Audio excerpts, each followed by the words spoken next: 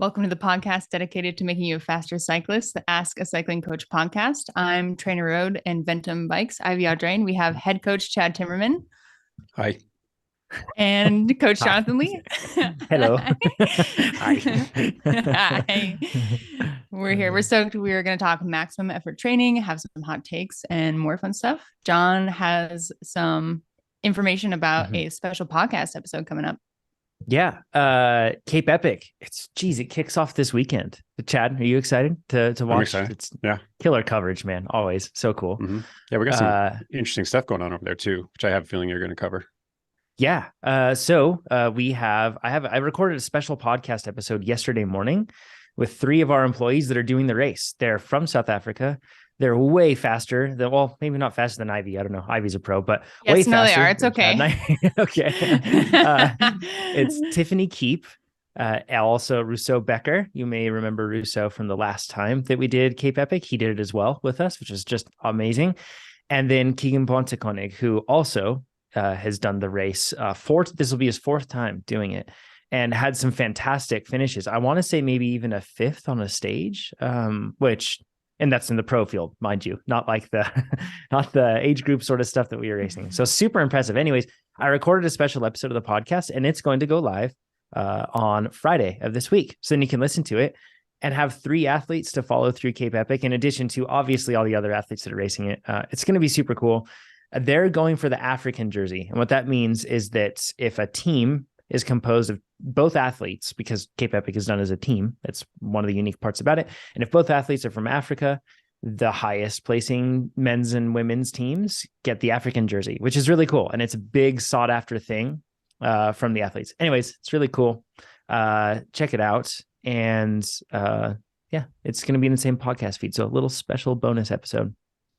How many like bike industry companies can we think of that would have that many athletes competing at such a high level at such a difficult event? Like not many, right?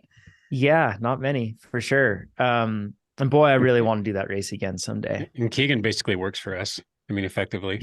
Yeah. Should be on the payroll anyway. An honorary member of the company. Yeah.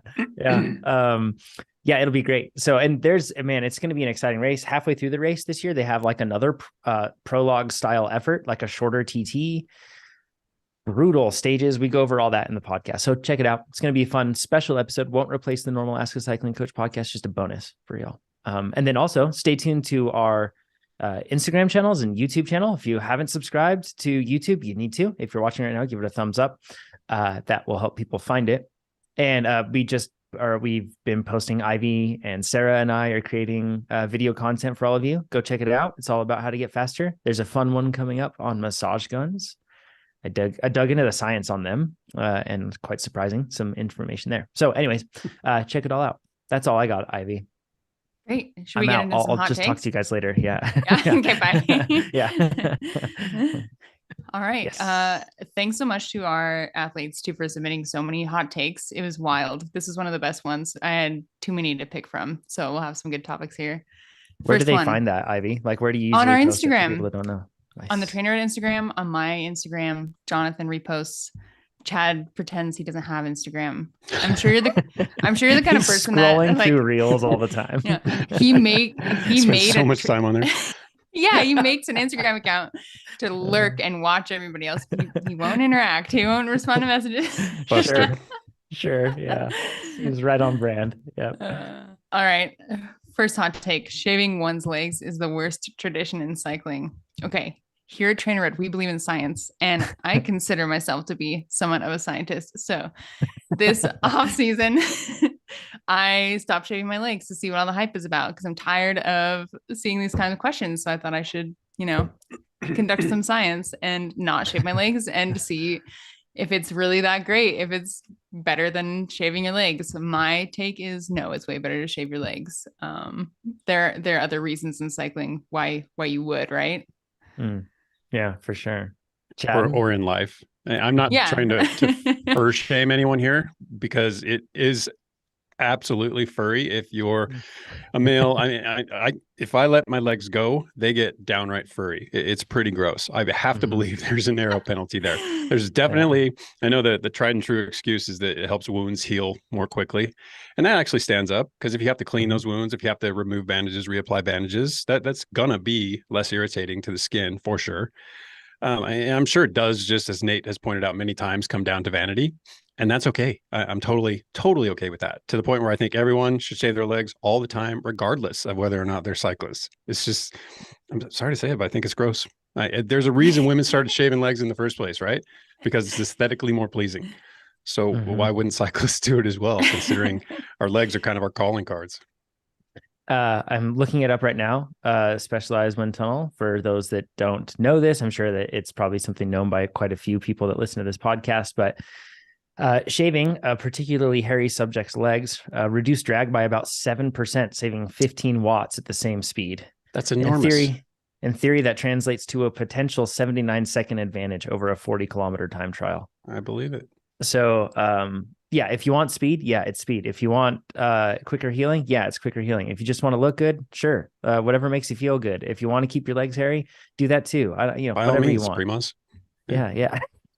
Apart from the drag from air, that is when I decided that it was worth it to shave your legs. The first ride I did outside in Arizona with no leg warmers or anything, you can feel the hair flapping in the wind. And I was like, ick. It gave me the ick. I don't like it. Yeah. I can't stand the feeling after not having, after having shaved legs for so long. Yeah. Anytime I let my leg hair start to grow out again, I'm just like, I feel terrible. I can't wait to get rid of it. So yeah. Great. But that's just me. Yeah. It's not motivating either when you look down and you got these hairy lumps of flesh trundling along underneath it. It's not a good look. Not from my view. Yeah. All right. This next one's about altitude training.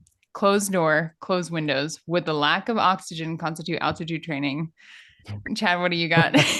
Well, you're going to have to do more than close windows and close doors if you're going to trap oxygen or keep it from penetrating the room. And then first off, it's going to have to be a very tight room. And even then, the concentration of oxygen is the same. Oh boy, what am I getting at here? It all comes down to the partial pressure of the oxygen. And you're not going to affect that by simply closing up the room. You have a point that I'll actually try to expand on a little bit once I get my words back. Yeah. Oh, sure. I think this person is maybe thinking about athletes that use altitude tents and just wondering if you were to seal yourself in, if it would have the same effect. But altitude tents are replacing some of the oxygen with nitrogen. There's like a pump that does that.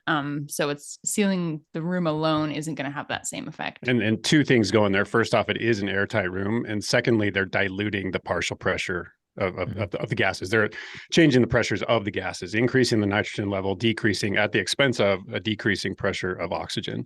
So it's called nitrogen dilution, which frankly, I don't think makes much sense. It's the oxygen they're diluting, but in any case, that's the term for it. And it's one area in place of another air. So it does have that effect, but again, airtight room. Mm-hmm. I have nothing to add here. Although, other than this hot take is wrong. So, No. Yeah. No. And that's enjoying it. Many hot takes are just wrong. Yeah. We got some more good ones of that later. All right. Hot take: saddle sore discomfort is 90% about poor posture or pelvic rotation. Strengthen your core. There could be something to this, but I think that things like your saddle width and the saddle tilt are maybe more significant. What do you think, John? Yeah. So I think that this probably applies to somebody, but not most people, if that makes sense. Like what this advice is. Like, I think that in most cases, people aren't like, because I'm just visualizing like, oh, they're riding on a bike for 5 minutes and they get fatigued and it's just like, oh, they like fold like a noodle or something on their bike. And that I don't see that being the problem. People still hold themselves on their bike. And if you have the wrong saddle, okay, yeah, this one's terribly wrong. If you have the wrong saddle, I don't care how strong your core is, it's still just not going to be comfortable for you. So, and a lot of it just has to do with shape. Each one of us has a different shaped pelvis and different shaped soft tissue. And as a result, you might need a different shape saddle. I'm gonna go another direction blanket. and strongly disagree with you. I do think Ivy's onto something with the width and the shape or the tilt actually of the saddle, because small miscalculations in either of those can actually carry a pretty weighty effect. I've sadly been up close and personal with both of those things, but I do believe that a properly shaped block of wood would actually suffice in most cases if you know how to keep your pelvis in a neutral position and keep yourself in a proper position on the bike. I mean, you got enough padding in your chamois. I've ridden some saddles that are probably not even as comfortable as a shaped block of wood, and I made it work. So, and I'm not saying you're going to do the ride across America or something on a bad fitting saddle, but I am saying 40K TT, I've never ridden a comfortable saddle in one of those. I've never positioned myself on the part of the saddle that actually bared the padding.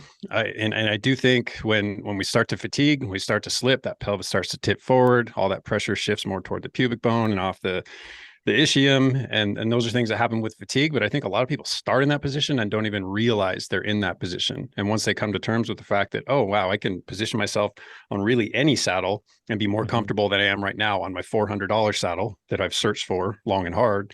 I think maybe 90% is a high percentage, but I do think a very high percentage comes down to the majority of the percentage comes down to your pelvic positioning. Speaking of saddles that are like blocks of wood, do you remember the Selle Italia flight saddles that are carbon and just clear coated?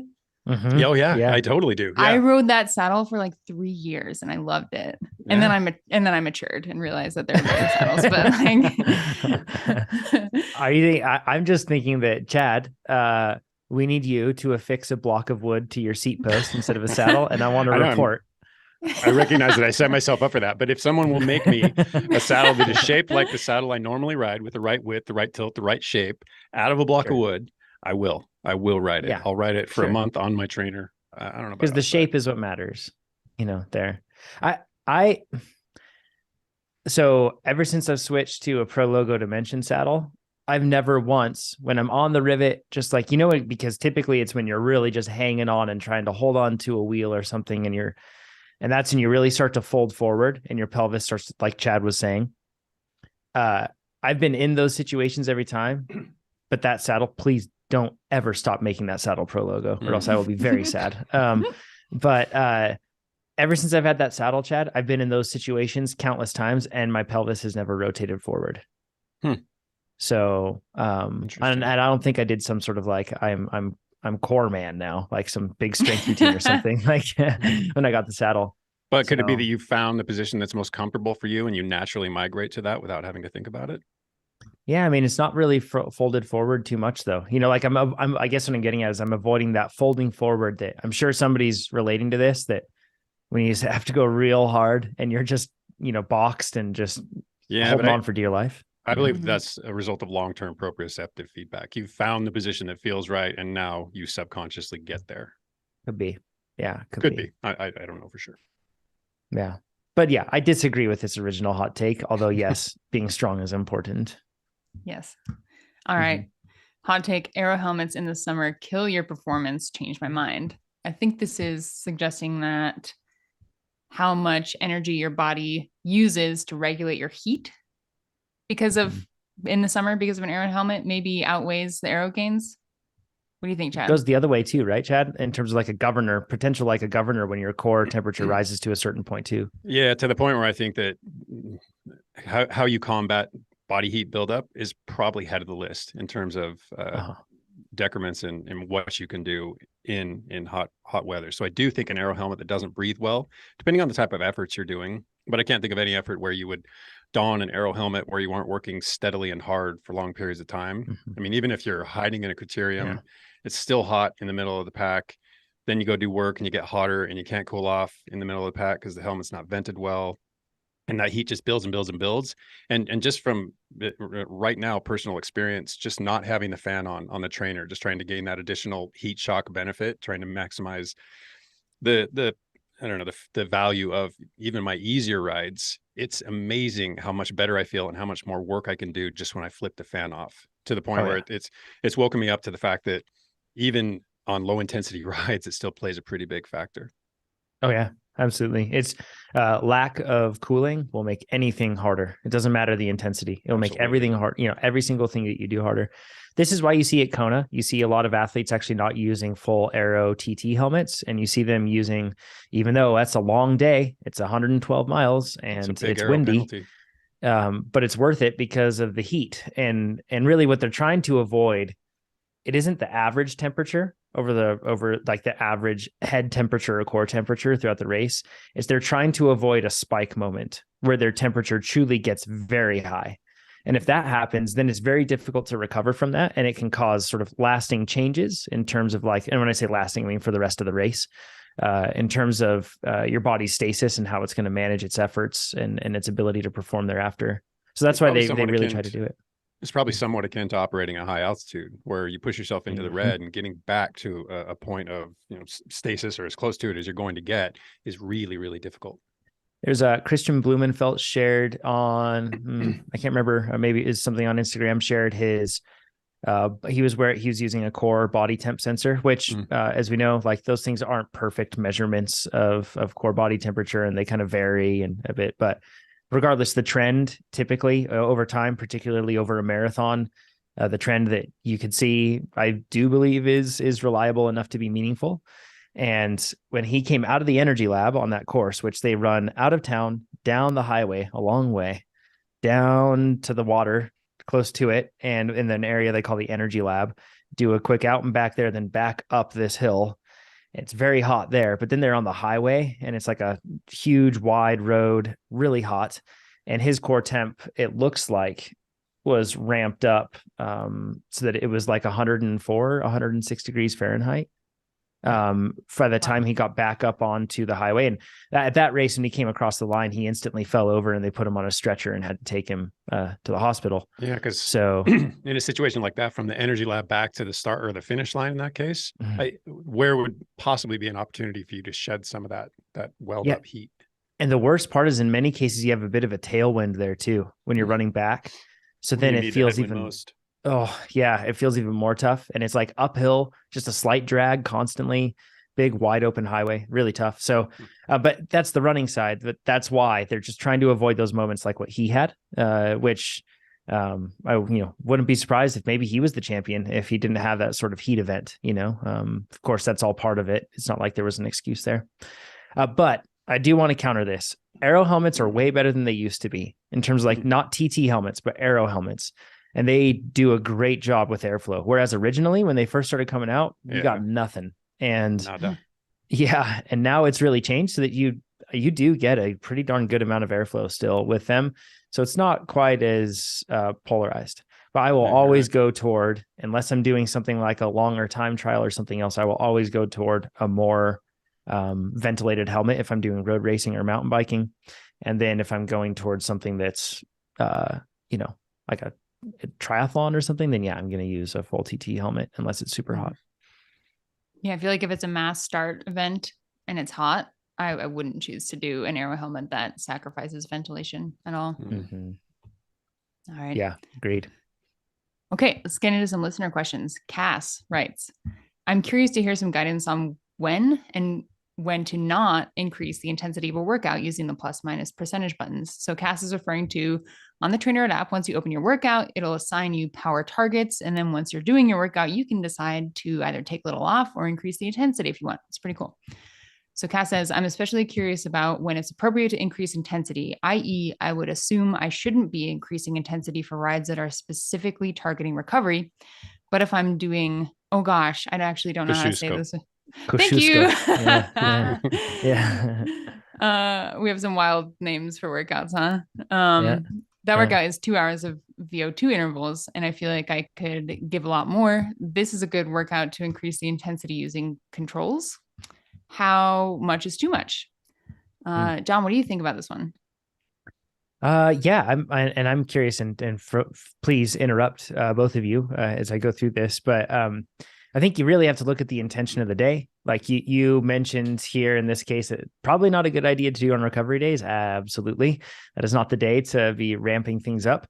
If anything, that should be a day where you consider ramping things down. you'd like, right, Chad? Like you should really be listening to your body. And if for some reason that relatively easy aerobic effort that you're doing on a recovery day feels hard, then that's a great time to turn it down. I mean, that's really, you want to make sure that the intention of the day is being accomplished, right, Chad? Yeah, 100%. Recovery isn't necessarily achieved at a particular percentage of FTP. So if a recovery ride is specified at 55% of your FTP, but that feels hard, well, dial it down so it actually feels like recovery. And if you can't get it to that point, it's probably a good day to just skip the bike entirely.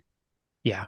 Great advice. Now, looking the other way, I can think of very rarely, Chad, when the intention is to go as hard as you possibly can until you cannot pedal anymore, right? Like that's a race. That's a bike race. I don't know that has its place in training in a workout like Kosciuszko that is 2 hours of VO2 max work. And it's not obviously VO2 the entire time. There's plenty of recovery in 110% for 2 hours.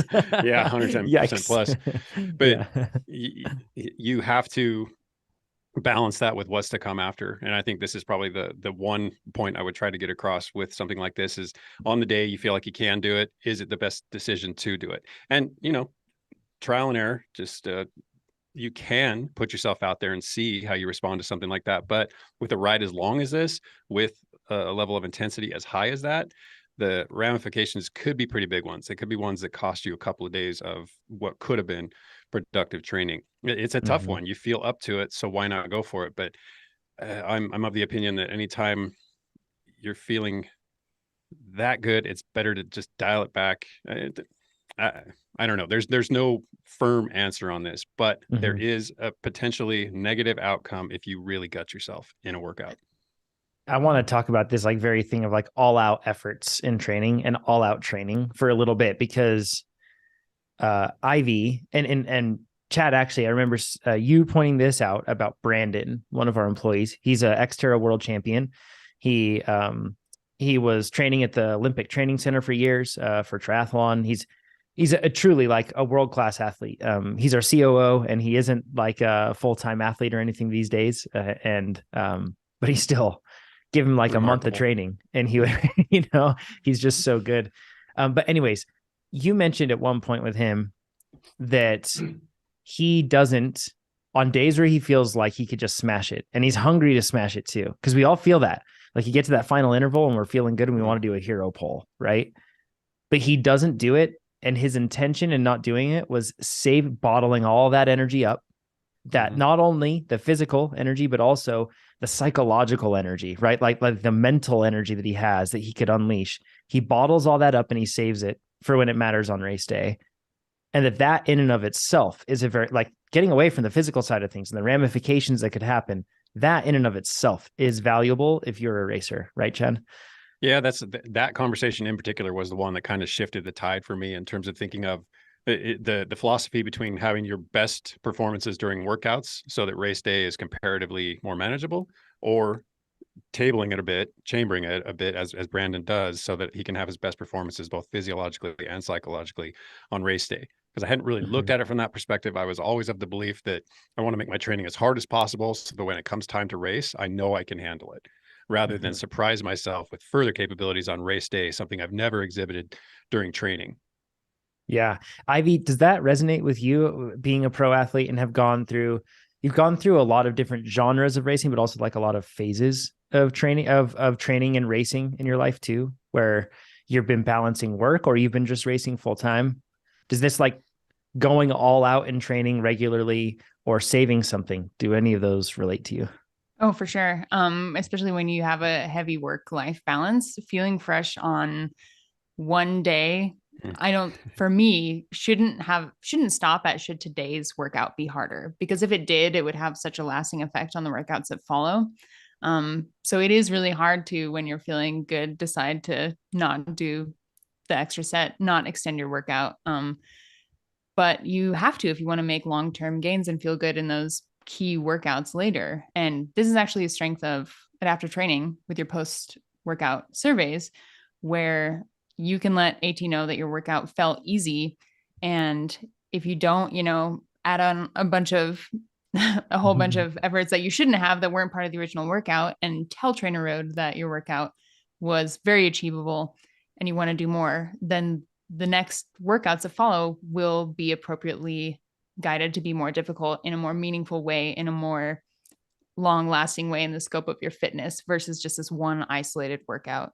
So I know it's tempting for Cass to want to feel really good and do the hero pull at the end of the ride. But in terms of the full, your long-term goals, not the best strategy. And there's a lot of nuance to how adaptive training works in that regard, right, Ivy? Because some days are supposed to be easy. And when you enter easy, it's like, yeah, that's just right. So, and remember with surveys, we mention this all the time, but people still ask it on the forum. Like, you're just supposed to answer how you felt. That's it. Like, answer how the training felt, and don't think anything else about it, about what it should have felt like. Just share how it felt. And if you turn it down or you turn it up, that doesn't change as well. Just share how it felt. It's really straightforward. And adaptive training won't judge you, because I've fallen into the trap of, like I said, for a long while there, every workout was very hard.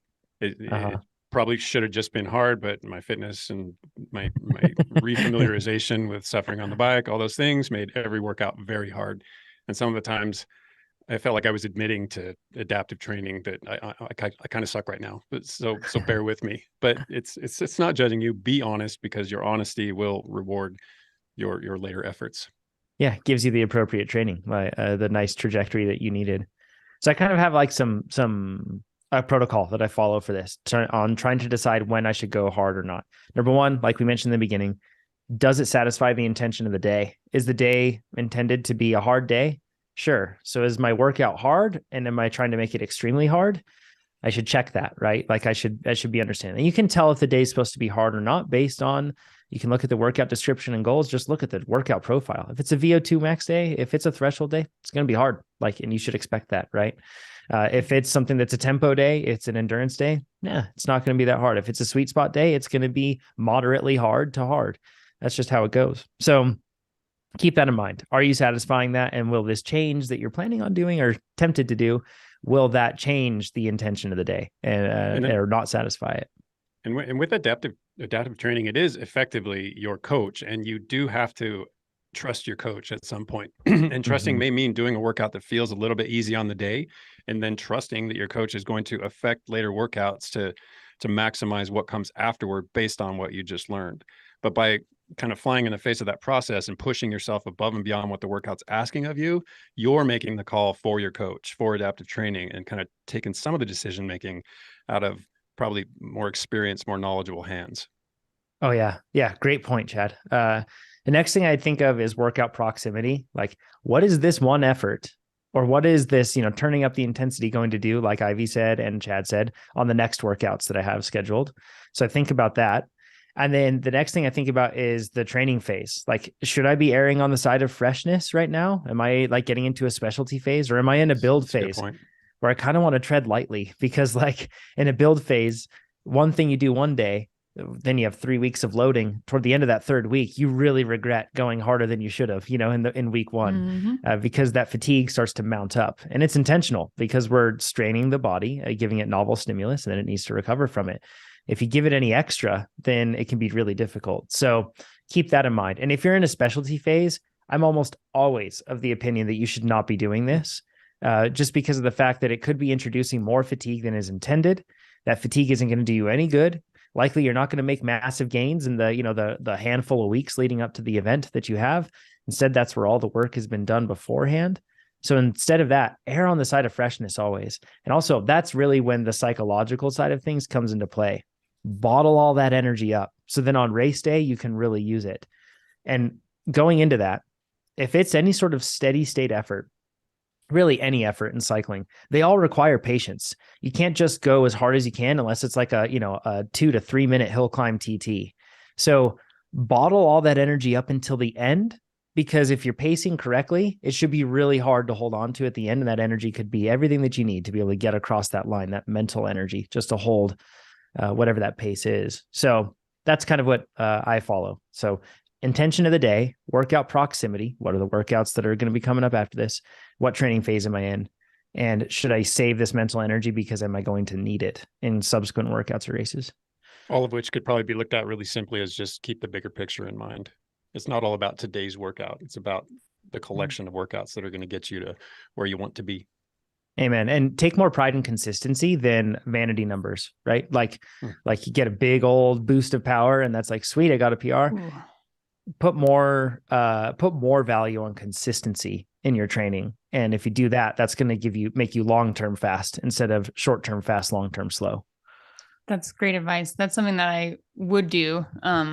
Go way harder on a workout than I needed to when I wasn't riding consistently, when I couldn't, because I felt today is the day I have to make this count.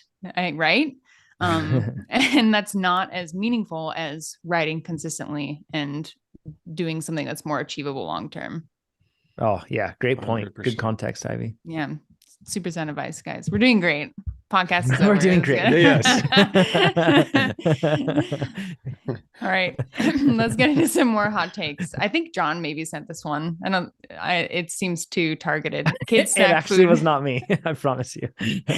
Yeah. Kid snack food is the best long ride food. This one's for you. I mean, honestly, it's pretty tough to beat. This weekend, I had a 4 hour. And by the way, I had somebody ask me like, what training plan are you doing? And I get this question all the time.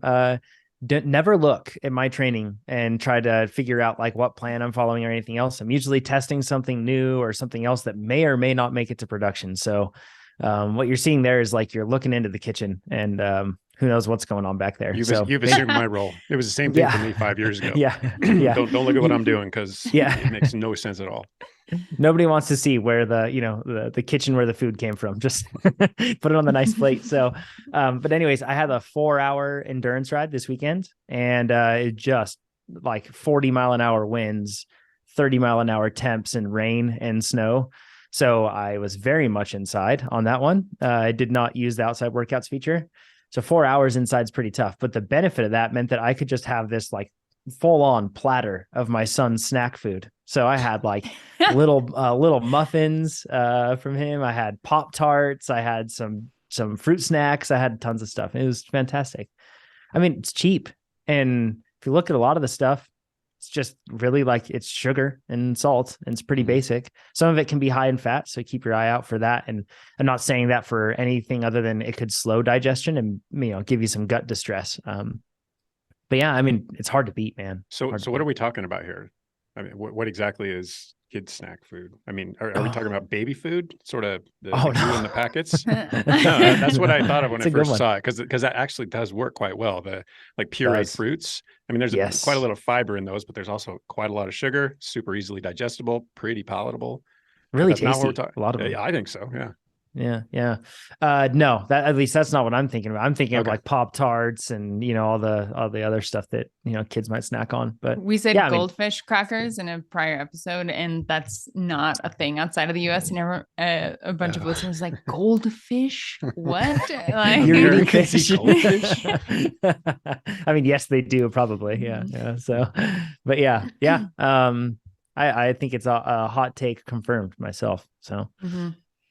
It's not the most efficient though. That's for darn sure. In terms of like, if you need race gas, it's okay, but it's not the sort of stuff that's going to fuel a race effort for me. So yeah, they're not actually super calorie dense, right? I think of like Rice Krispie treats that are a kid snack food that are delicious, but they're huge. They take up so much space and they're not actually very calorie dense. Just chewing it for like, 10 minutes. And like I had a package of strawberry Pop-Tarts and they had the sprinkles. It was fantastic. Sprinkles definitely helped. But it was hard to get down. So 2 of those, it was 390 calories for 2 of them. And they two come in a packet, right? Trying to get down 2 of those in an hour on the bike is pretty tough. And they're so dry too. And like I coughed one time and just crumbs in everywhere. And it was just like, so there are downsides for sure. A gel is just so easy, or drink mix is just so easy, just goes right down. So yeah. All right. More nutrition hot takes. Salami sandwich cut into quarters is the best ride food under 4 hour rides. Heck, a Cliff Bar. Okay, so gross. I got some. No, this resonates with me. I get so tired of sweet food. I want something savory so badly. So anyways, I did some nutrition fact calculations so that we could compare the two. Okay, so 2 slices of salami, 99 calories, 7 grams of protein, 8 grams of fat, and only half a gram of carbs. 2 slices of bread, 160 calories, 5 grams of protein, 0 grams of fat, and 20 grams of carbs. So the total for a salami sandwich is 259 calories, 13 grams of protein, 8 grams of fat, and 20.5 grams of carbs, versus a Cliff Bar, 260 calories, 10 grams of protein, 6 grams of fat, and 43 grams of carbs. So guys, considering those two, which is better, salami sandwich or a Cliff Bar? I'm quite impressed by the fat and protein similarities and overall caloric similarities between them. I don't know how it adds up in my mind, because we have double the amount of carbs one to the other, and then a similar protein and fat, just a little bit less. I wasn't aware Cliff Bars were so high in protein and fat. Is this like a nut butter? I don't know. Yeah, it's from they a do have Google nuts search in on the them. internet. A lot of them, most of them have nuts and seeds carry fat and protein. So, and there is, fat in particular is much more calorically dense than carbohydrates and that sort of stuff too, in most cases. So yeah, I mean, quick fuel. I just get down to how I can actually stomach it, and me eating a salami sandwich while on the bike and thinking of the heartburn I would have and everything. Oh, and the burps afterward, like, cause that thing would make you burp, and you'd taste like a salami sandwich mid effort. That would be on a hot day. Yeah, if anything, I would change that question to over 4-hour efforts, implying that I'm going to be going deadly slow for quite a long time, in which case a bit of fat and a bit of protein in that format, not John, you gotta in any way pre-digested. Yeah. You gotta train your gut more, eat more mid-ride hot dogs. I'm telling you, man. Okay, that was for a chocolate chip Cliff Bar. That was for a chocolate chip Cliff Bar, so not a nut butter one or anything like that. Okay. Wow. Interesting. Yeah. I under 4 hours is an odd thing. I'm picturing this person doing like an hour-long hard effort and just like with a spicy Italian or something in a pocket. Tack off the front of a criterium. Would be a good flex though, that'd throw people off. So yeah. All right. I'm team salami sandwich, but yeah. Sorry, Abby. All right. More nutrition hot takes. The taste difference between Martin caffeine gels and non-caffeine gels is like the difference between Coke and Pepsi. This is from Ian Lopez at San Ramon, the lifetime Grand Prix racer, somewhat local to us, NorCal, a young racer. And I'm just super excited to see Ian do really well this year. He's a great athlete. So Ian, thanks for submitting a hot take. I strongly disagree with your hot take here. I find Pepsi and Coke quite similar in taste. I don't know. I don't really notice. What? Perhaps isn't the official slogan of Pepsi? I don't know. Like one of them tastes more like minty or like fake sugary to me. Pepsi does. Yeah. Pepsi. I thought the official slogan for Pepsi was, is Pepsi okay? When you ask for Coke, like they are not similar. Yeah. I don't know, because I find them quite similar. And boy, the difference between a caffeine gel and a non-caffeine gel, that is profound. Like, is it? You notice is it really? Because I never taste the difference between caffeinated and non-caffeinated versions of the same thing. I'm thinking of the maple syrup ones. I've got a slew of both of them, and I interchange them, and I've never noticed a difference in the taste. And it might be because the maple syrup is such a strong flavor that overpowers it. It might be also because I just don't take in caffeine that much, right? I don't drink coffee, don't do anything. So as a result, when I taste caffeine, it's like, oh my gosh, the bitterness and the strength of the taste is really profound. Oh yeah. Wow. I didn't even know caffeine had a taste. I'm gonna have to look into that. Super strong. Chad, we drink 3 cups of coffee a day. How would we ever be able to tell the difference between the taste? I never considered it. Yeah. Maybe the best way to do it is to take a bit of mint gum and then get some mint run gum and then try them back to back and see about the difference. You know what? I just popped a caffeine gum prior to this just so I could speak way too quickly. And it I did taste it. Yeah. Yeah. It's that taste. And I notice it very in a big time notice. So whereas Coke and Pepsi to me is kind of like a nuanced thing. People are going to get so upset, but I don't know. It's not no nuance there, brother. It's just like, it's all the same, man. It's soda. It's just like, whatever. Yeah. Sugar sounds good. All right. Shopping list on your phone or on paper? Or you skip the fitness trackers one. Oh, we did. I'm so sorry. No fitness trackers overestimate calories burned to make you feel better. like vanity stuff. Is this 100%. true? Have you guys had experience with this? I've never done this. I do feel like this is potentially a marketing driven aspect because they'd never underestimate it for certain. I've never seen a caloric expenditure on there that made me think, no, I definitely burn more than that. Yeah. Yeah. Yeah. I think that if it's rooted on heart rate, then it's a bit problematic to estimate caloric burn from heart rate. But a lot of them do that, or they go off of like basic, basically like they have a table of basal metabolic rates based on your height and your weight. And then they look at like, also a table of data for activity data, and then how much that would influence it. And then they go from there. So a lot of them are very inspecific. Sorry. So, oh yeah. Yeah, but I'm hoping right now people have already picked up on the fact that, I mean, you can put out 300 watts at 150 BPM, or you could be someone who puts out 300 watts at 180 BPM. So the flaw with basing caloric expenditure on heart rate can be a pretty big one. It's substantial, because caloric burn is all about the work you're doing. It's not about how hard it is for you. It's about the work. So yeah, I never trust calories from fitness trackers. I just trust calories from the work that I do on the bike. And then other than that, I let the rest slide. It's just like, all right, cool. Whatever. It was an active day. I should make sure I'm fueling myself. I don't know. Yeah. So I could see it. I think there's plenty of room for nefarious activity there, isn't there, Chad? There is. And I'm sure it's not intentional or meant to snow anyone into missing out on the actual information to be had. But I feel like it's pretty close to useless information. Yeah. Interesting. For me, it is personally. Cool. Okay. Now shopping list on your phone or on paper? Phone. It's phone. Like the most transformative thing in my life. It's been incredible. We have the same list. My wife and we just add to it as time goes on. Nothing ever slips by. There's no like paper list that gets lost. You don't have to bring something and somehow stop your kid from falling out of the shopping cart, and at the same time push a shopping cart and put things into the shopping cart and hold a list. It just makes it way easy. So you can even ask like Siri to tell you what your shopping list is. Really? I've done that before. Yeah, I've done that before where I just have my AirPods in while I'm shopping, and then I'm able to do that. Sometimes it's tricky. You're that guy. Kids. So yes, Chad, I am. Don't talk to me in the grocery store. Yeah. I used to try to do it on paper, and I would be in a rush and try to write stuff down, and I would be like, get to the grocery store and is this Tylenol or turkey? Like I can't read, like I don't know. So now I just yell it into my phone and it writes it legibly for me. Chad? I feel like Chad's an old school guy.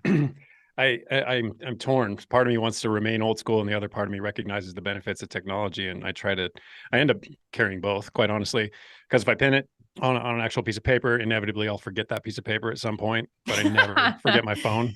So I at least know I'll have it with me. But I could pull it out right now and bore everyone with it, but I have a list, a written list sitting right behind me, but I also have that same list completely within, I think, the notes application. So I'm basically running dual systems. So I'm not sure how I benefit from that, but I can't seem to let go. I can't seem to let the physical lists go.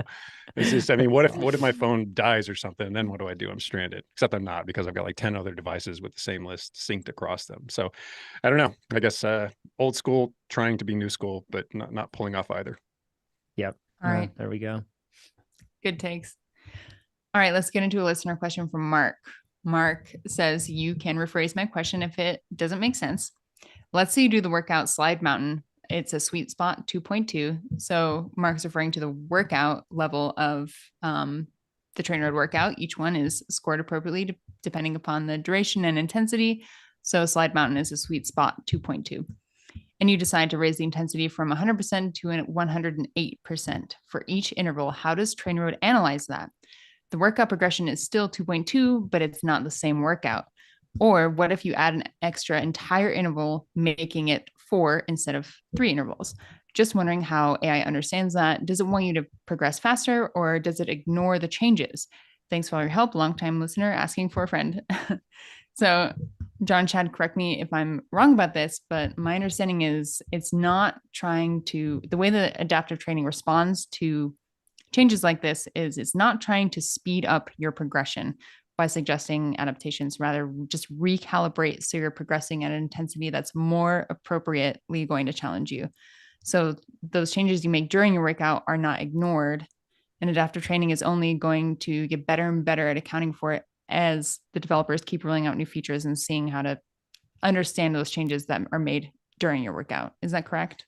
Yeah, I was like, yeah. So it's, once again, this is a great example of overthinking things. And it happens all the time, particularly with survey responses. And it's not just with TrainerRoad, if you use like a Garmin watch or anything else, sometimes it'll ask you after like my running activities, ask me how I felt that day.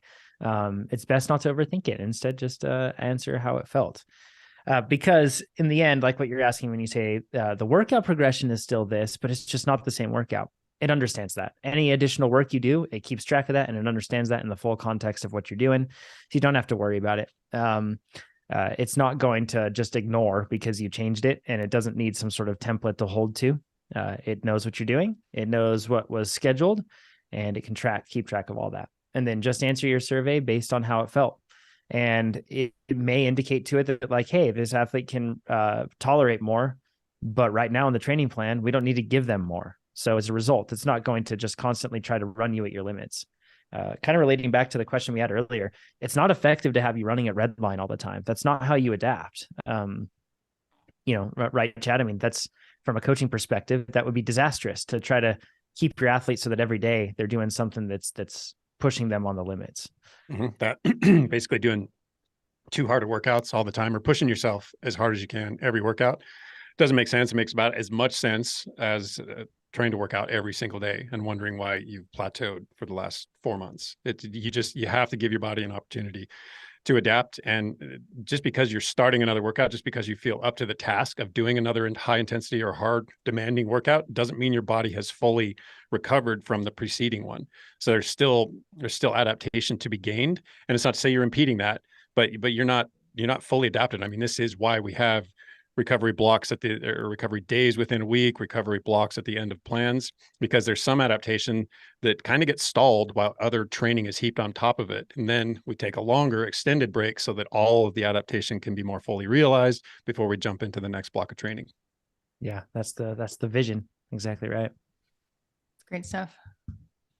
Thanks, guys. All right, more hot takes. A few more. Mm-hmm. Let's do it. Road shoes and pedals in gravel racing. Why? They make gravel shoes that are just as stiff as road.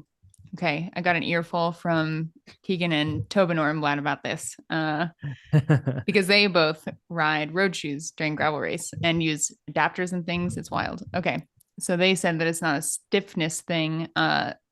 Stepping on a road cleat versus an off-road cleat makes you feel more connected or locked in with the larger platform.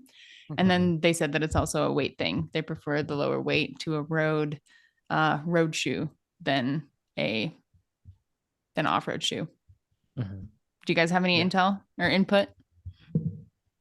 Chad. Yeah, as much as I'd like to argue this, having two people who were at the coalface weigh in on it makes my argument seem pretty weak.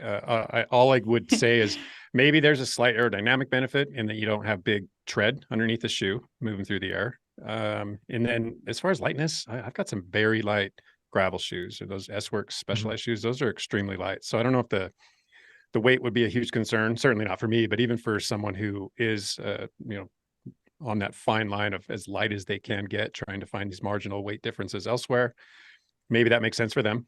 Certainly not for me. And then the locked in aspect of it, I absolutely agree with. I mean, it's just a better feel being on a road in a road shoe on a road pedal with a road cleat. It's also at that level, it's a bit of a flex too. Like you're trying to show to your competition that I'm never coming out of these. I'm never coming out. I'm not walking. Like you're walking. That's embarrassing. That is a flex. Yeah. So that's part of it too, is a bit of psychological warfare that's going on there. Like Keegan rolling up to Leadville, anybody that's done Leadville knows that how much of a committing move it would be to run road shoes at Leadville with power line. Just absolutely brutal climb. That's a big flex there. You're committed. So the one thing that I would say with this is that I don't believe weight matters as much as some people give it credence with shoes.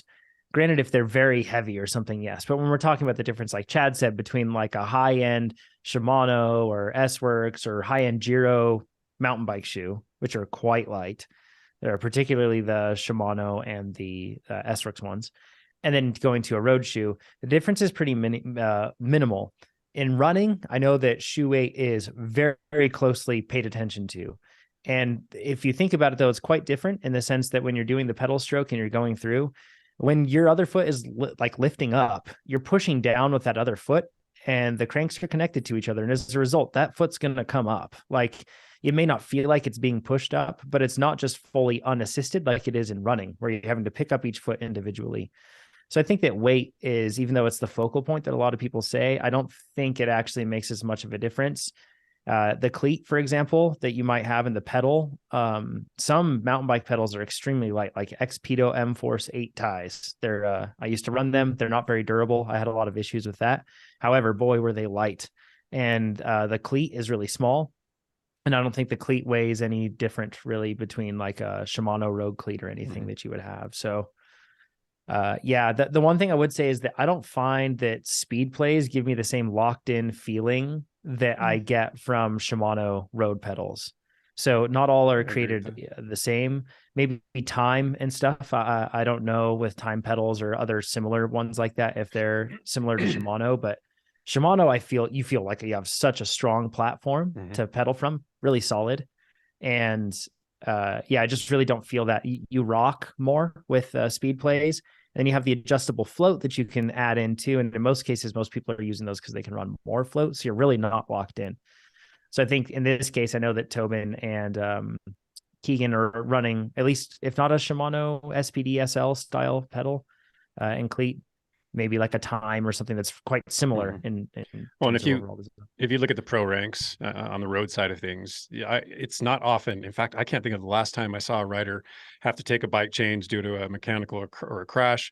When they hop back on and they're getting their Swanee or whoever jumps out of the car, or maybe even a spectator, giving them that little push as they try to toe in to one-sided pedals with the big wide platforms, just like we're describing.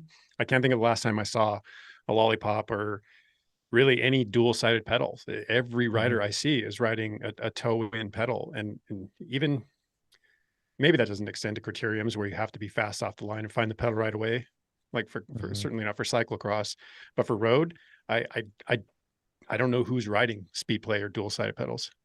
Yeah, I'm using speed play still, and I'm gonna switch up. I'd like to go over to the Shimano. Big move. That's like big. That's like somebody changing a religion. So I'm gonna switch over to Shimano style pedals or times. I don't know which ones I'll try, but that's gonna be like a fun experiment throughout this year to give it a shot. So I originally used the speed plays just out of it allowed way more adjustment and wiggle room for my problematic knees that I had, which really I learned was less about the knees and more about my hips in particular, and lack of strength and imbalances and mobility, range of motion, the whole thing. So I've detailed all of that and how I've addressed those things on the forum. You can look up knee injuries on the TrainerRoad forum, so go check it out. But now I'm quite confident that I could switch over in the system and be just fine with something else. So, yeah. Wow. Proud of you. Good job. Thanks, Ivy. It's a big moment, you know? Yeah. All right. Good segue into this next hot take. Shoe fit is just as important as bike fit. I disagree with this one. I emphatically agree with this one. Really? Ooh. Yeah. Strong opinion. I guess my experience is pretty anecdotal because I might have talked about this before, but winning San Rafael on borrowed equipment and shoes that were like 4 sizes too big and just lacing them up as tight as they would get. And I'm like, yep, it works. It's fine. And but that was, I guess, just one ride. So it could be suggested that training long-term on a shoe that doesn't fit or doesn't work for you could be more problematic. What do you got, Chad? I've just grown increasingly picky with how well my shoes fit my feet, because on anything over maybe an hour, if you start to develop hot spots or any form of foot fatigue, if the arch starts to ache because you have too much support or not enough support, if you can't bind them right because, you know, a boa here and laces there, or vice versa, or, you know, whatever configuration you have on your shoes isn't quite right, I find that consumes much more of my attention than if my saddle's a little out of place, or my bars could even be slightly cockeyed. I could have like a 2-degree directional mishap and not be able to straighten it out for whatever reason, a crash, whatever. And that weighs on my mind less than achy feet. And it only compounds over the course of a ride. I mean, I can get around most things on a bike as long as they're not extreme. I've taken smaller bikes in a bike change that has happened and had to make that work. But if I had to take smaller shoes, I'd probably just throw in the towel. That'd be my day. It's hard for me to say that it's just as important as bike fit, because the range of adjustment that you can have on a bike can have you so far off. And I think the range of adjustment with a shoe, insoles, shims, and everything else is less likely to be as profound. However, the interesting thing is, let's say your reach is a little too far because you've got too long of a stem or something, or your bars are too high, something like that. That will not affect every single pedal stroke like a shoe would. So I'm very close to saying that, yes, it's just as important. It's extremely important to me. I've had Surefoot insoles, not Superfeet. Those are like the store-bought ones, but Surefoot is typically like a ski boot brand. And I've gone up and taken my cycling shoes to the one up here at Olympic Valley, and then they go through and they create the insoles for me. Those tend to be heavy and a little big in terms of stack, and they always have to work really hard to get them low. And this year I switched over to doing the specialized custom insole process because our local shop here, Sierra Bike Supply, they have like a full retool setup now. It's super cool. And I did that, and my goodness, the insoles are fantastic. And it's been really helpful. But actually, this brings up a good point that I wanted to bring up, kind of a hot take of my own. People that think they need wide shoes, wide 4-foot shoes specifically, don't need wide 4-foot shoes. They just need better arch support. Mm-hmm. And I thought for sure I basically needed like the shape of a duck's bill, or a duck's like a foot. I don't know. Do they have a foot paddle? I don't know what you call it for a duck. Anyways, their lower limb, I thought that I needed that for my shoes, and I had really high arches. Since I've started running, here's another thing. If you think that you have really high arches, another hot take is the fact that you don't have high arches. You just have weak feet. And as I've ran, and I know that isn't the same thing across the board, but as I've run, like now it's a year and a half of running consistently, and my arch is nowhere near as high. I also don't need as much arch support. My foot's much stronger, and it's stabilized my pedal stroke and my knees substantially because my feet being stronger. So it's been a really helpful thing. So I do think it's very important to have that. And to have and it's also a lot cheaper in a lot of cases to just go and buy like a form, I think, insole. They make really thin insoles that have pretty substantial arch support if you're a high arch sort of person. And if you get that, boy, that really helps with your knee hatcheting in or anything else, because you lack that support or the strength for your foot. So I do think it's a huge deal, and more people should pay more attention to it. Your shoes do matter, and your insoles matter a ton. If you happen to be a bit of a specialized fanboy or person, which I should count myself, just because I like specialized products and I have a fair amount of them, but I'm pretty brand, what's the word I'm looking for? You're brand neutral. Like neutral. You're not. Yeah, that works. There's no flags being flown at Chad's house. No. So, yeah. But I have found that with the specialized shoes, I just like them for a number of reasons, but they offer 3 different sizes of inserts, and they're not the cheapest things, but they're not terribly expensive, but a plus 2, plus 3, just for different arch fits. And I've experimented with those back and forth, and it's enough freedom between the set. There's just enough difference between each of them that you're never really verging on extremes. And, I've settled on the medium ones, just right there in the middle of the road, and it's squashed the problem. So it doesn't, custom insoles are wonderful. It's a nice thing if you can afford that luxury, but if you can't, there are a lot of really effective, cheaper ways to go. Yes, absolutely. But it's super important. I think, probably overlooked by a lot of athletes. Hugely important. Can ruin my day. Can I change my answer then? He's like, 4 sizes. I don't know if I think what I think anymore. No, post discussion, I have changed my mind.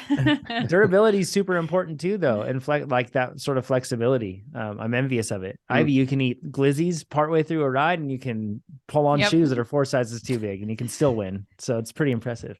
Head empty, do everything. All right. This falls under the category of hot takes that are just wrong. This is so cursed. Bibs can usually last 2 trainer rides before needing a wash. And this is where Chad and I are going to disagree, I bet, again. Probably. I just say it depends. It depends. Oh no, I mean, Chad, listen, if you're hopping on a trainer, you got the fan blasting, you're doing a 60% sort of effort for even an hour and you're not sweating. Yeah, absolutely. Just take them off, dangle them on the bike. They'll be ready for next time. Less washing. And we never discussed how damaging a washing machine can be on delicates like these. I mean, you can run it on the delicate cycle. You can use low temperature waters, but the more you wash them, the more quickly they wear out. So if you can get a couple uses out of them, you're not putting on a wet or stinky chamois again. The thing barely changed in nature. So pop it back on there, get over yourself, and just get your workout done. What are your thoughts, Chad, on I don't think I'm going to change Ivy's mind on this one. Yeah, she's speechless. Chad, what's your thoughts on rubbing Purell all over the chamois? It's just like a protective measure in that case. Yeah, every time, of course. No, I don't put anything on them. And if I do put chamois butter on them, which would be the one thing I'd put on them, I absolutely wash them after one ride. But that's not what I'm describing. Yeah. Keegan just rubs Purell all over his chamois. And that's what he does. Only for bike packing, not normally. No. I bet he's doing it at Cape Epic. I bet he brought one set of bibs and he's just going to rub Purell all over those bibs every day. Yeah. I've only got like 30 chamois. What do you expect me to do, Ivy? I gotta get a lot of mileage out of them. Doesn't want to wash them more than once a year. So much more about my microbial health than about the longevity of my bibs. That could be argued that you're benefiting your microbial system by challenging it. Introducing I think this is along the lines of washing your body too much. I mean, there are things on your skin that ought to be there. You don't need to scrub them off on a routine basis. It is somewhat along those lines. I can't get it anyway. I'm washing every time. I can't get on board with it. Yeah. Not my deal. If you're listening to this right now or watching it, you need to let us know how you feel about your bibs. Go to the YouTube video and you can add your comment there. So I don't know how to move on. I can't continue. You want me to really blow your mind? You're talking about 2 trainer rides. I can go much more than 2. Oh no! Good. John says I have been an amateur bike racer for several years. We're moving on. Yes. Let's move on to John's question. Oh God. John says, I have been an amateur bike racer for several years in multiple disciplines, road, cross, mountain bike. And I've always ridden/trained by feel and raced in fitness. Because of this, I've plateaued in my career. I've never successfully made it past Cat 3. I had a few years of being fast at cross, but it took way too much work to stay at that level of fitness. Now I'm a bit older and I don't feel like racing much anymore, but I still want to maintain that fitness to allow me to drop into group rides or epic adventures. However, I have a rebellious ADHD brain and always have struggled with structured training. Seeing a schedule makes me anxious, and even if I have time and desire to train, I tend to ignore a scheduled ride for something more fun that triggers my dopamine or matches my mood, i.e. hill repeats on a rest day because the sun is out, or or a long challenging mountain bike ride on a zone 2 day. Hero pole John. Hero pole John. I feel it. Yep. Yeah. I do not shy away from hard mental or physical work. I just need to do it on my schedule, which a lot of athletes do. This makes sense. I have a super flexible work schedule and support a family and friend group, so the problem is me. Do you have any advice for people like me who are willing to put in the work and have the ability and desire to get faster, but really struggle with creating or sticking to a training plan?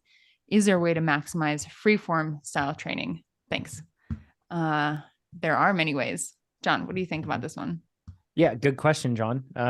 This isn't me, by the way. But this is like literally why Train Now was created.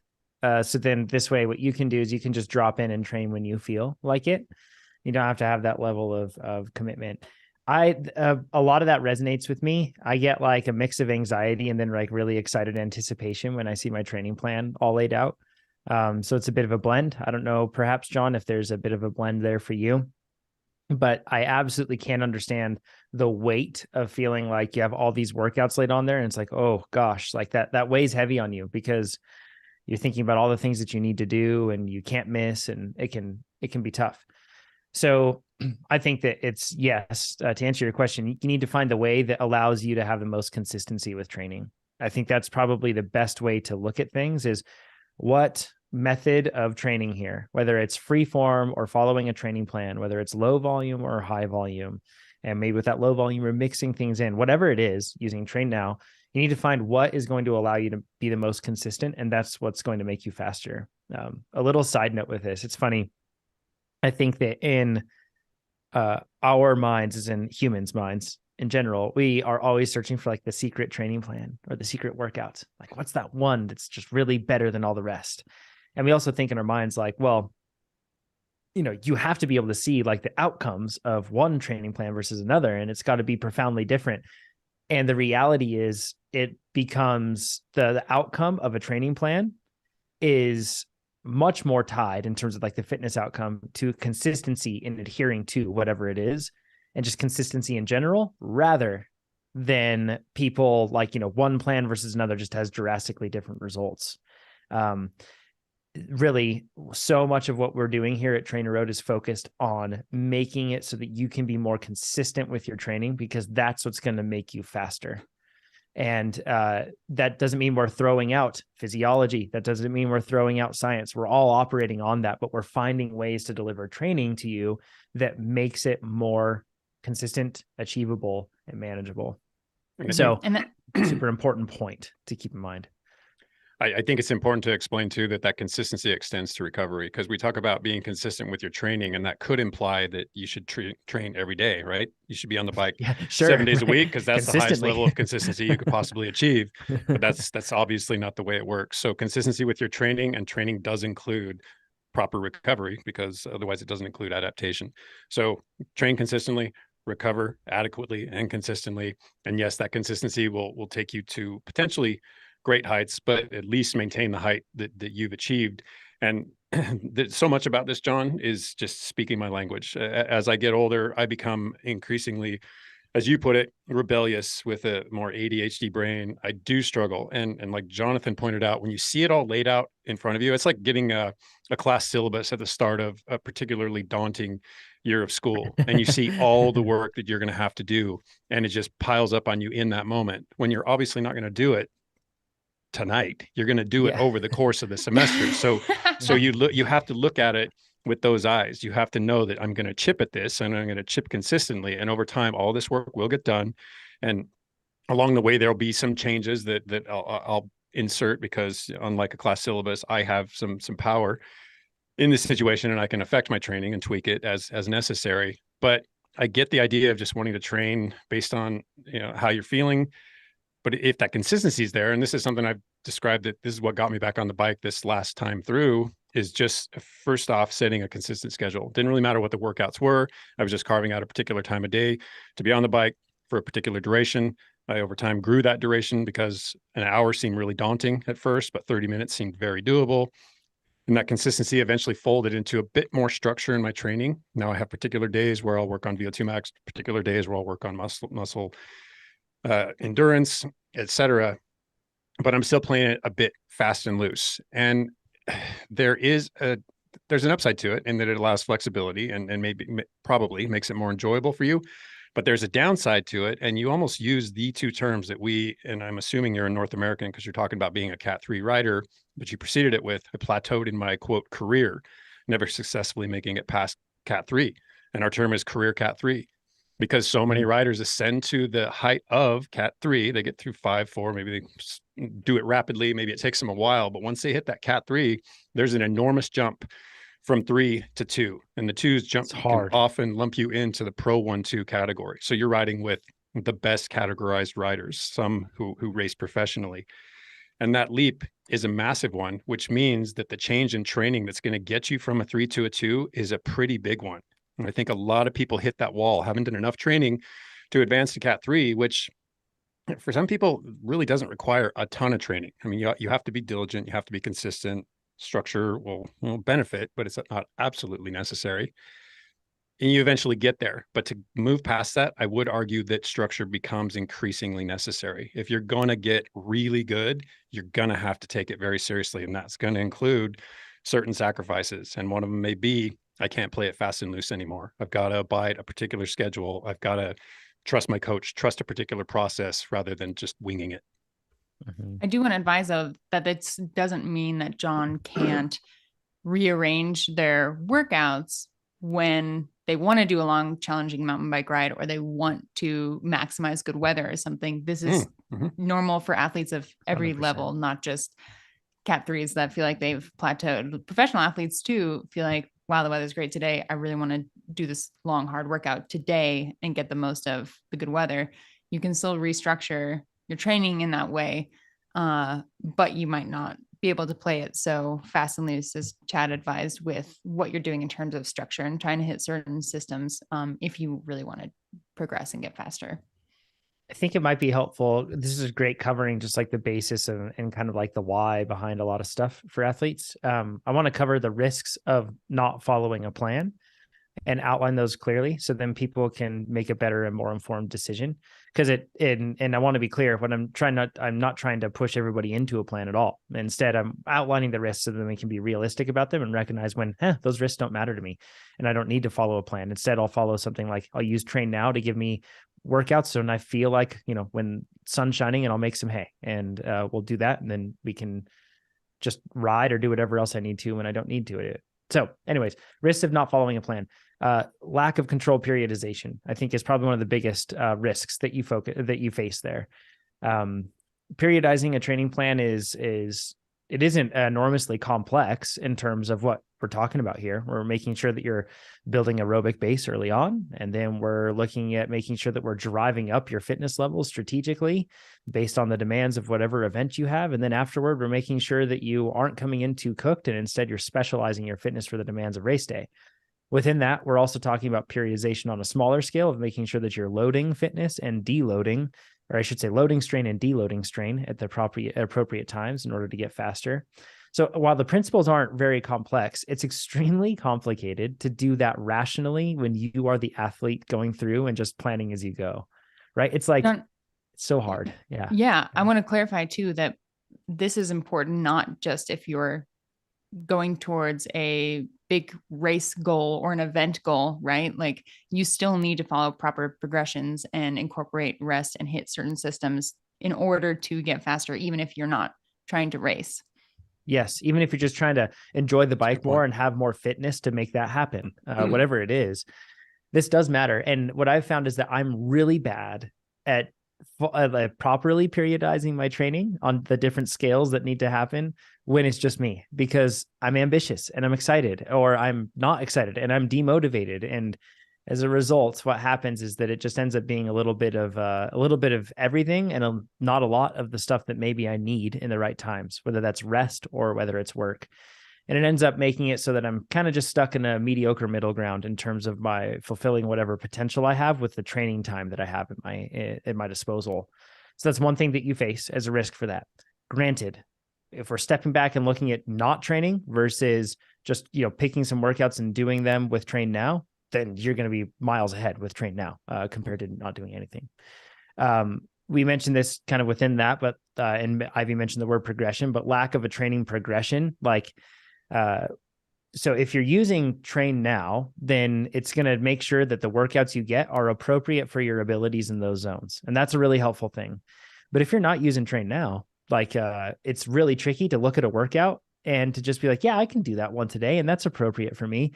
My eyes are always bigger than my stomach, or I should say smaller sometimes too. And it's hard to pick the right workout. So making sure that you're getting ones that are appropriate for your ability levels is another thing that's tricky without it. And then lack of controlled training stress. This is so easy to overdo it. I remember 3 years ago, I was just training was going great and I was getting fast. And I did the local drop ride. And then after that, I just felt so good after the drop ride and so satisfied and loved the bike. And it was good weather that I just, I tacked on some more when I came home. And then I looked and I was like, oh my gosh, I had a 325 TSS day. That was and then I looked and I'm like, that's a huge bump in my training. This is almost double what I've been doing recently with my training. This is going to be rough. And sure enough, over the next month and a half, it didn't hit me initially, but then after that, I was just handicapped in terms of my ability to be able to perform and progress. So it's really easy to overdo it when you aren't following a plan. All of that said, it's not if you have an event or not, I think, in terms of what qualifies whether you should follow it or not. It's really based on what's most motivating to you and what allows you to be the most consistent. And if that means just not having a plan and using Train Now, then that is what you need to do. It's all based on consistency in my mind and what's most motivating. So that's what I would say. Super sound advice. Chad, anything else? I don't think so. I would basically just be reiterating things I've already said just because it's a fun point, but I think we've driven it home pretty well. Yeah, cool. Great question. Thanks, guys. All right, a few more hot takes. The best 2-bike stable for all disciplines and activities is 1, a full suspension mountain bike, and 2, a carbon gravel bike.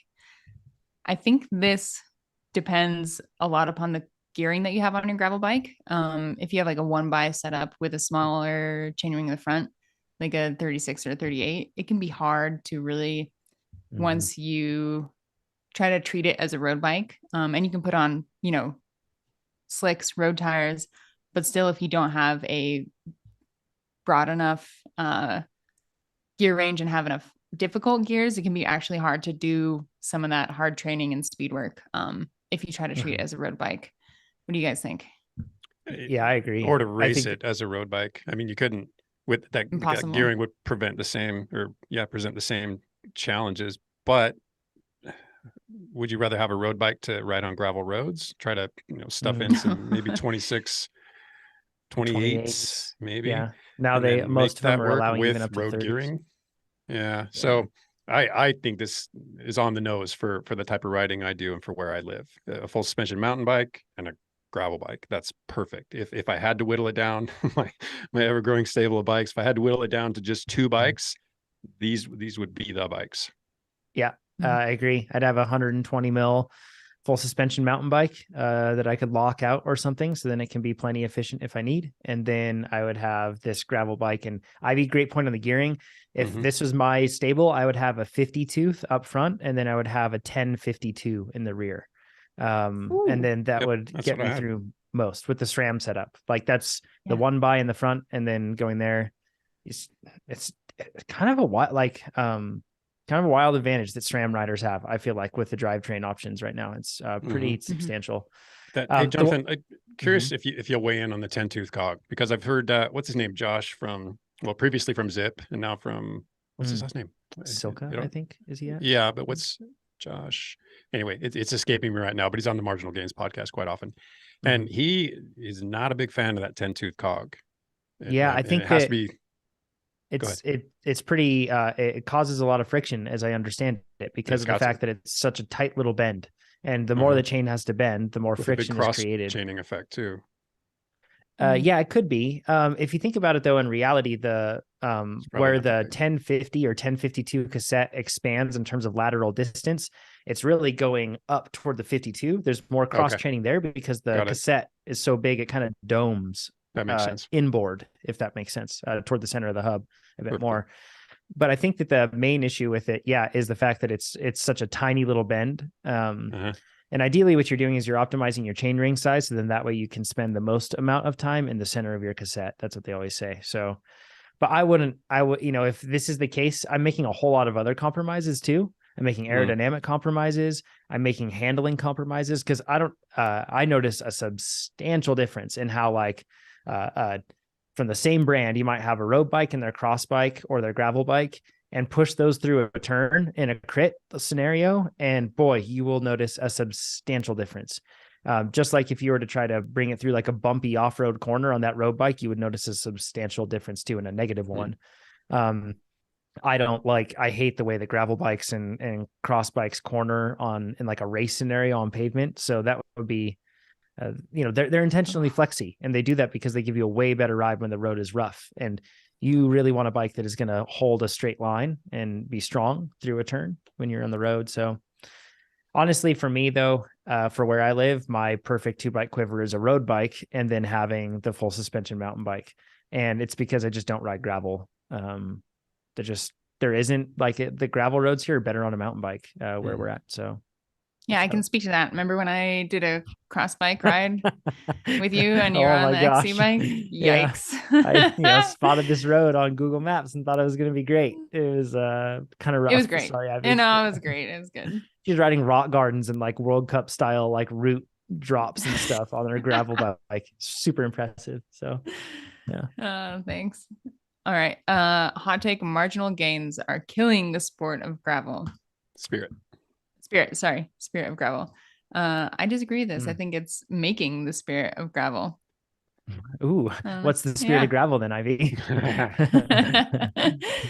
Marginal gains, aero bars and hydration packs, and yeah. I don't know. The spirit of gravel doesn't exist to me. I don't know. I think it was a conjuring up. Oh boy, do I want to say this? Careful.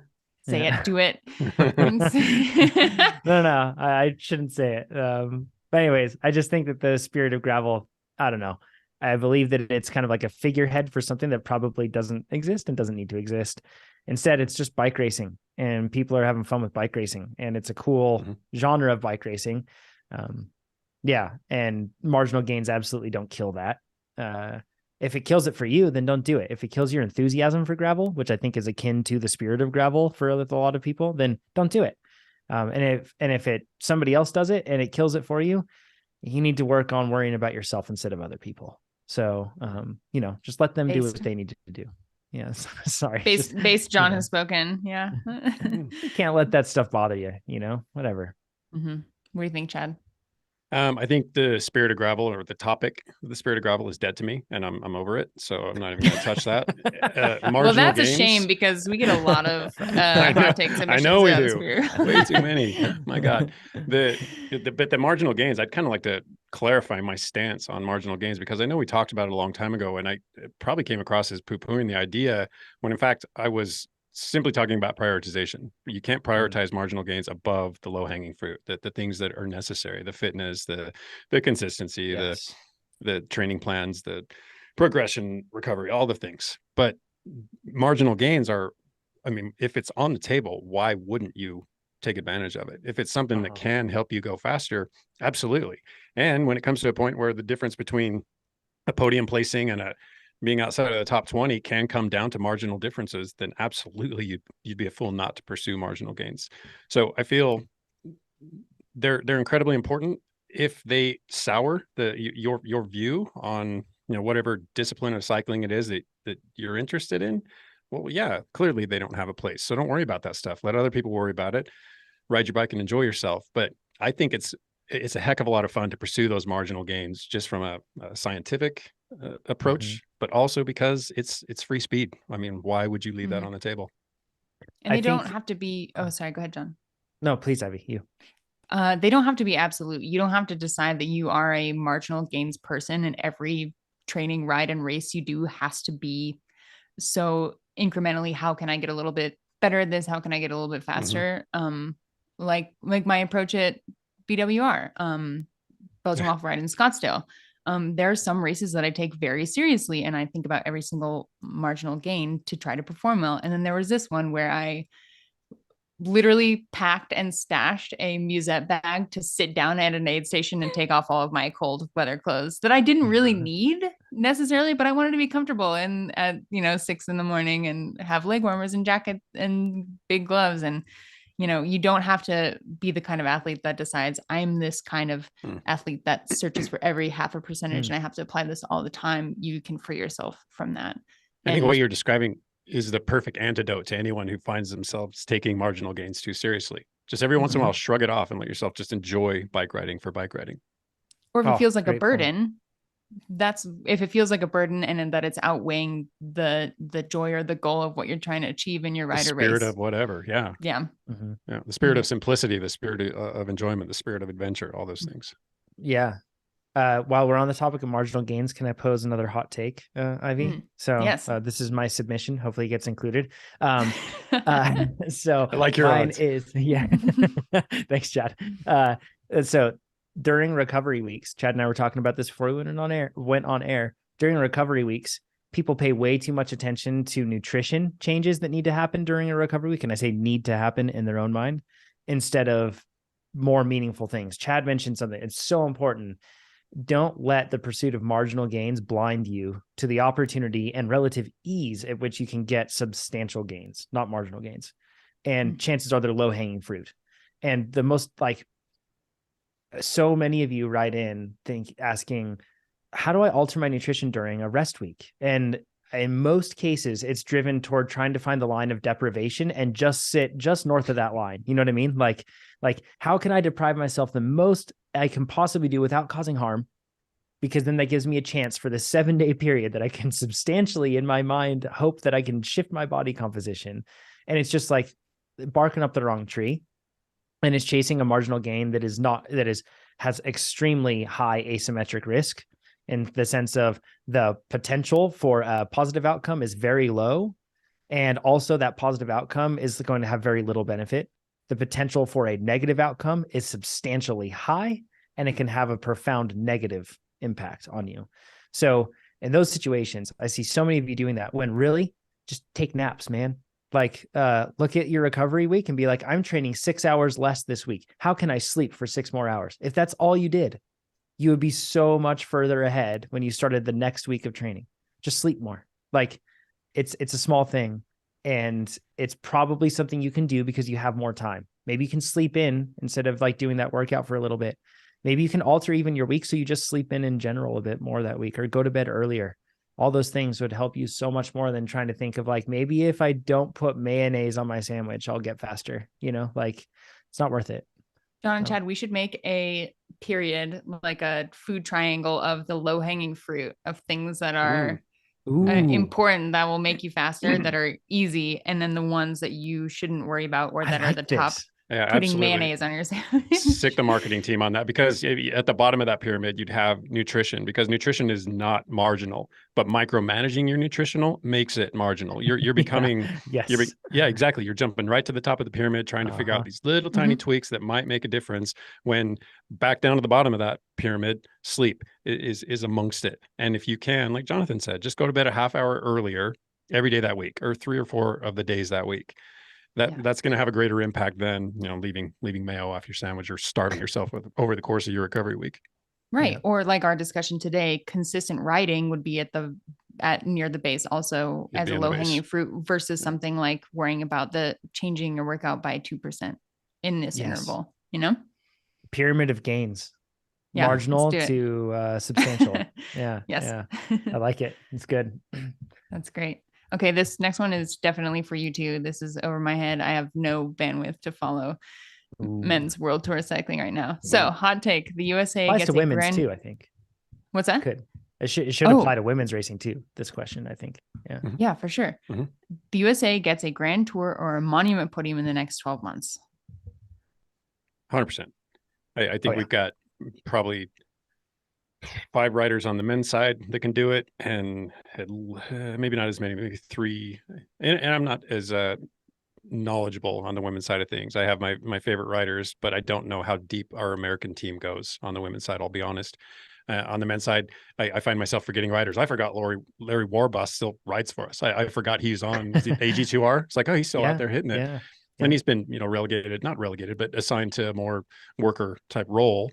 But he's still out there. So there are riders that escape my attention. Doesn't mean they're any less important or any less capable of achieving a Grand Tour podium or a monument podium. And I think there are a couple hitters out there on both sides of it, men's and women's side, who can do it. And I mean, we're watching Nielsen Palace, and our own-ish Matteo Jorgensen and Quinn Simmons. And then if Kristen Faulkner can stop breaking the rules, I believe these people can do some very impressive things. So I think 12 months is absolutely reasonable. Oh, another one that could absolutely get a monument podium. I feel Sepp Kuss.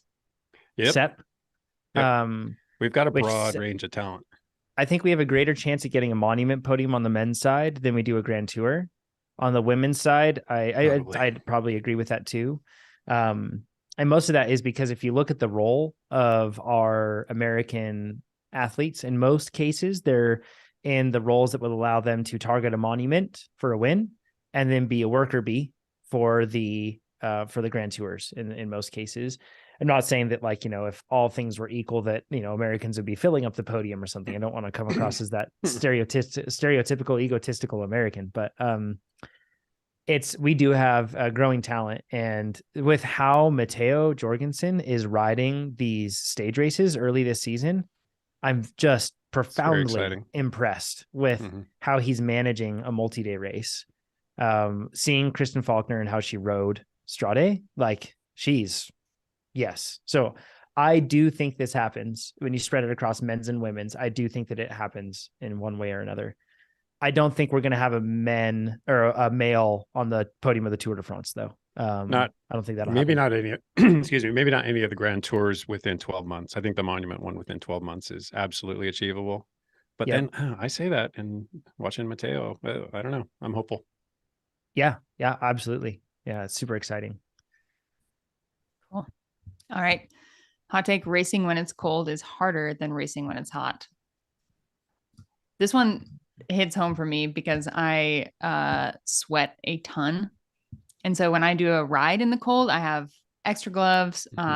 Sometimes if I have a big frame bag or a handlebar bag, like an extra base layer, honestly, because it gets so sweaty. And that's when I really start to hurt, is when I'm like wet and it's also cold, that I just get miserable. So racing, obviously you can't do any of those things and you're usually going pretty hard. So then I'm extra sweaty, can't change my gloves or my clothes or anything. And you just have to deal with it and keep on racing. And it's so hard for me to regulate my body temperature when I'm in that setting. Can you guys speak to that? I know my power is more affected by the heat than it is the cold, for me personally. And so, but it's affecting everybody in most cases somewhat similarly. I know some riders are better in the heat than others. I find it harder to ride in the cold with motivation personally. My performance may suffer more in the heat, but the motivation side of things with the cold is very difficult. This winter has been brutal here, and I have not ridden outside except for in thermal tights and thermal jacket and thermal everything, and like still soaked and blowing wind and 30 degrees and riding through ice patches and snow, and like it's been very hard. So for me, it's way harder riding in the cold than it is the heat. Way harder, just because of the motivation side. Yeah, for me, I this is a would you rather that I can't land on one side or the other. I really can't, because I keep coming up against what's challenging about cold, what's challenging about racing in the heat, and each one kind of washes out the corresponding other, to the point where I just can't pick. There is no lesser of these two evils. They're both miserable, and I'd take either one. I couldn't go out there and tell you I'd prefer to be cold today than hot, or vice versa. Yeah. So I'm going to sit the fence on that one. Sorry. Okay, that's okay. They both suck. They both suck. All right. Thanks so much, guys. Everyone listening, thanks for joining us. If you haven't subscribed to the podcast yet, please do so and give us 5 stars, thumbs up. We need it. Helps a ton.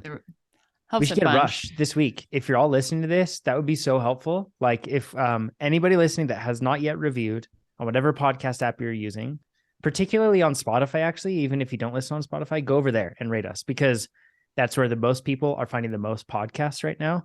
And the most people are going to be searching for cycling podcast. And the more you rate it this week, the more likely it's going to pop up in search results for people this week. So please go do that. That would be hugely helpful. And we don't charge anything for this podcast, and we don't bombard you with ads. This is the only ad we ask for. So.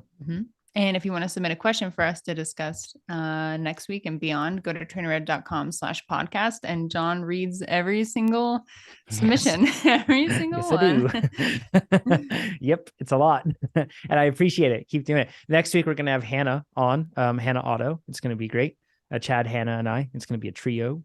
It's going to be a good episode. And then stay tuned for that special episode, right, Ivy, for Cape Epic. Cape Epic. Yeah. Can't wait.